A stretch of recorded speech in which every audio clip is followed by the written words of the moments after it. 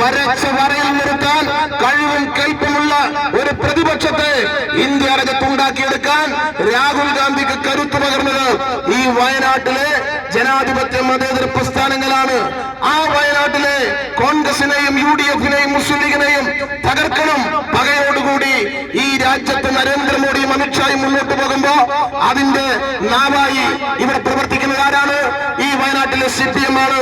വയനാട്ടിലെ CPM ആദ്യം ചെയ്തതെന്താ? രാഹുൽ ഗാന്ധിയുടെ ഓഫീസാണ് ആക്രമിച്ചത്.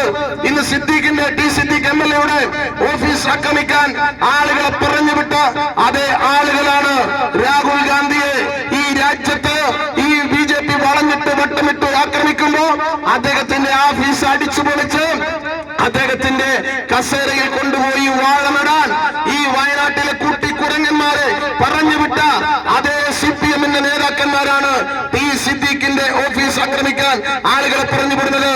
ഈ നേതാക്കന്മാരുടെ എല്ലാം ഓഫീസ് ആക്രമിക്കാൻ, രാഹുൽ ഗാന്ധിയുടെ ഓഫീസ് ആക്രമിക്കാൻ, സിദ്ദീഖിന്റെ ഓഫീസ് ആക്രമിക്കാൻ ആളുകളെ പറഞ്ഞുവിടുന്ന CPM-ന്റെ നേതാക്കന്മാരോട് ഞങ്ങൾ വിനയത്തോട് പറയുന്നു, ഞങ്ങൾ മാന്യന്മാരാണ്, പക്ഷെ ഞങ്ങൾ ക്ഷമയുടെ നെല്ലിപ്പല കണ്ടിരിക്കുന്നു.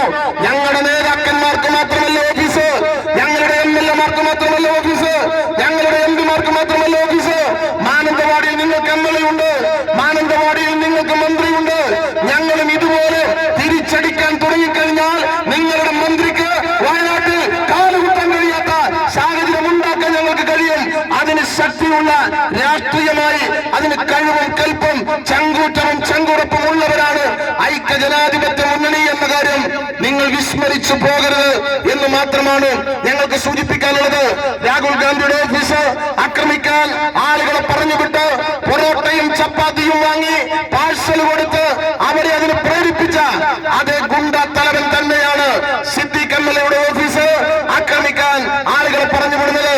ഈ പൂക്കോട് എന്ന് പറയുന്ന നമ്മുടെ വെറ്ററി കോളേജിൽ ഒരു പാവപ്പെട്ട സിദ്ധാർത്ഥ് എന്ന് പറയുന്ന ചെറുപ്പക്കാരനെ ചുട്ട് കൊല്ലാൻ മടിക്കാത്ത അതിഹീനമായ റാഗിങ്ങിന് നേതൃത്വം കൊടുത്ത് ആ പ്രതികളെ സംരക്ഷിച്ച CPM-ന്റെ ഈ ജില്ലാ സെക്രട്ടറി ഉണ്ടല്ലോ, ആ ചോര കൊതിയനായ ജില്ലാ സെക്രട്ടറി തന്നെയാണ് ഈ മേഖല മുഴുവൻ കലുഷിതമാക്കാൻ ശ്രമിക്കുന്നത്.